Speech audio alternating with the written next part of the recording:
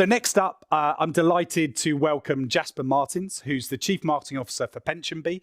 PensionBee is reinventing the pension sector by making it much easier for people to connect with their pensions through mobile and digital. So really looking forward to this conversation and his presentation, and the title of which is the CMO's Data-Driven Growth Strategy.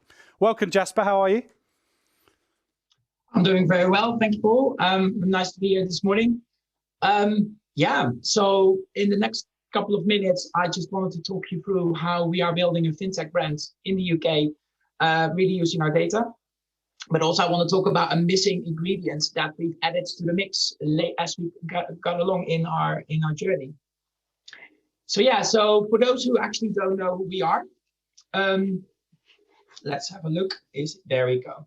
For those who don't know who we are a leading online pension provider. So we help you to combine pensions from your previous jobs all in one new online plan that you can manage anytime, anywhere, and on any device.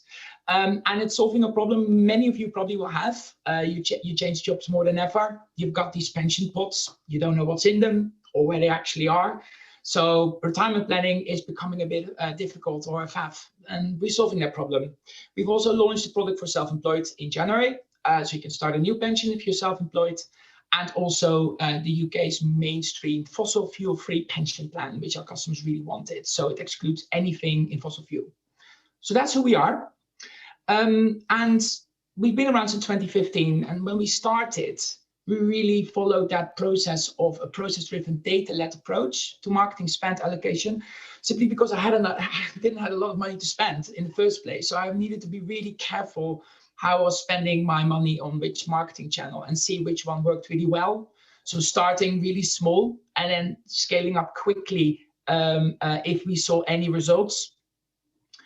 To do that from the early start, I could actually see which touch points we were using in that journey, and also how much pensions were transferred across, what the value is of the pensions, so also the value of the customer, not just the customers. And you're moving your pensions. It's not just you just try out a new app and you get started. And often we require you to fill in some paperwork. So the dreaded admin drawer we all have in our studies, I need to be able to convince you to open it. And you won't open it when you see us for the first time on a Facebook feed on the train back home. Well, this was all before COVID, of course, when we were still on the train. So I need to nurture you. And therefore, having that insight was really important from the start. So that leads then into your annual budget. You know exactly what channel mix you can use. But as you then get through the year, you can see what actually works well and what doesn't work well, and you refine your channel mix. And as you can see on the right-hand side, we do actually make sometimes quite some drastic decisions in that channel mix. And let's not talk about last year, COVID, when people moved away from being on the streets at home on their phones. So you have to really recalibrate your channel mix then and be really agile and quickly to do so. So far, so good.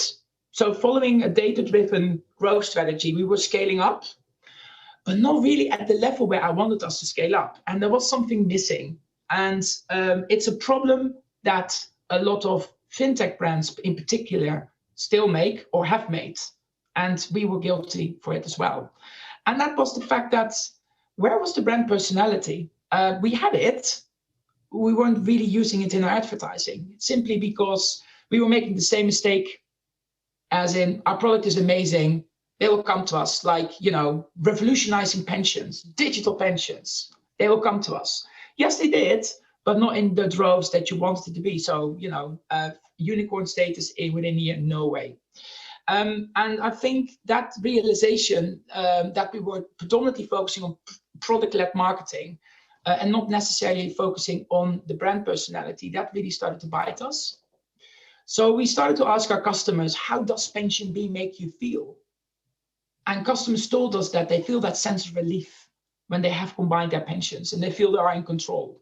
So you're finally in the toll of your retirement. You are weight lifted off your shoulders. That feeling, that came through quite loud and clear from our customers. So we're making them pension confident. And that's why we decided, well, actually, there is something there that it's there, but we haven't really used it in our advertising. Now, rather than doing a big bang and throw away everything and apply that to all of our channels. We followed that same startup-led approach. Start small and then scale up quickly when you see those results. So we added that pension confidence to our marketing channels. We use TV quite a bit, especially daytime TV. We can measure how many people download our app or go to our website and start to sign up within 5 minutes of airing a TV ad. So we can see what TV channel works best, what time of the day works best, but also which creative works best.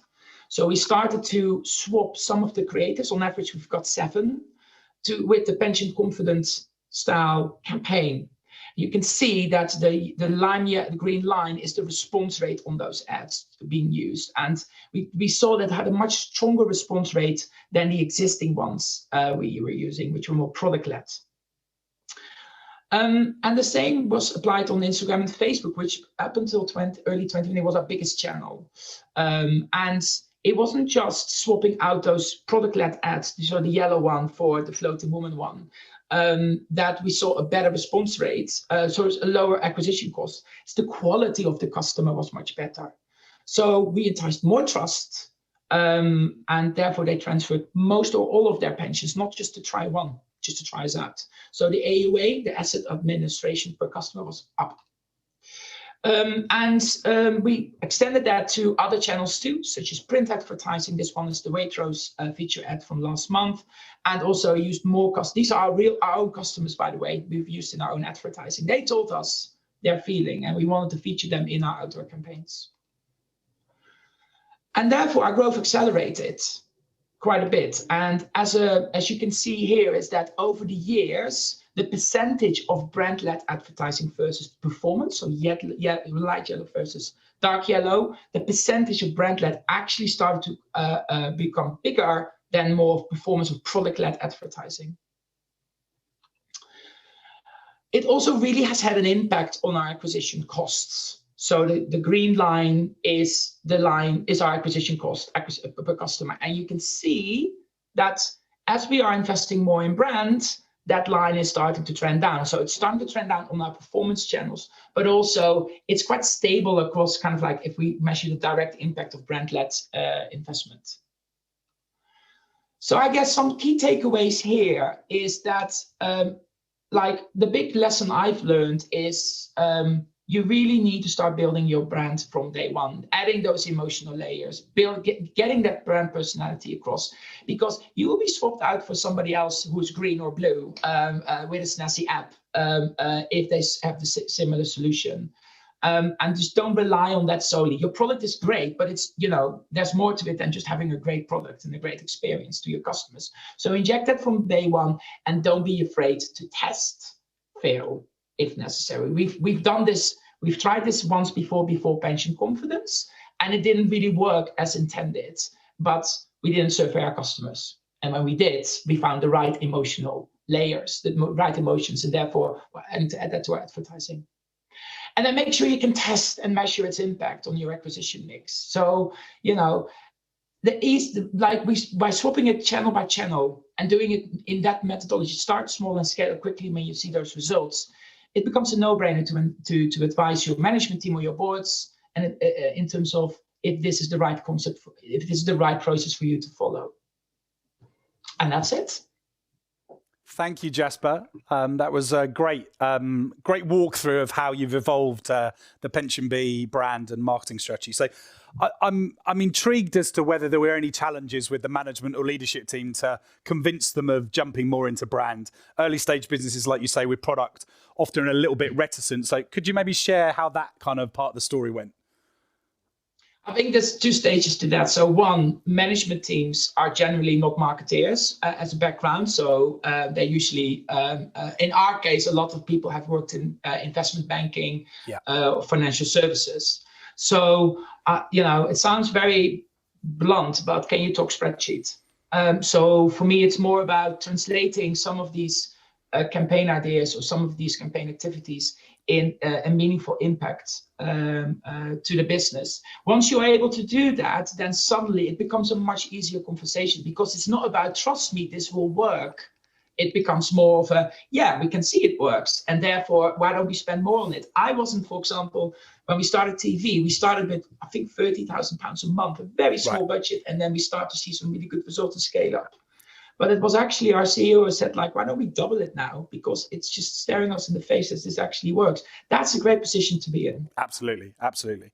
And I have a question from the audience, which is obviously fintech pensions is quite a highly regulated space. Has that added any complexity as you've started to build your brand? Or do you try to put that to one side because you're an agile kind of scale up? No, of course, we're fully regulated by the Financial Conduct Authority. And if you see our advertising, it needs to be clear, non-misleading, and risk warnings, because pensions are investments, almost every pension in the UK. So you need to add the appropriate risk warnings. That's actually not been an issue if you know what the rules are and you are adhering to those rules.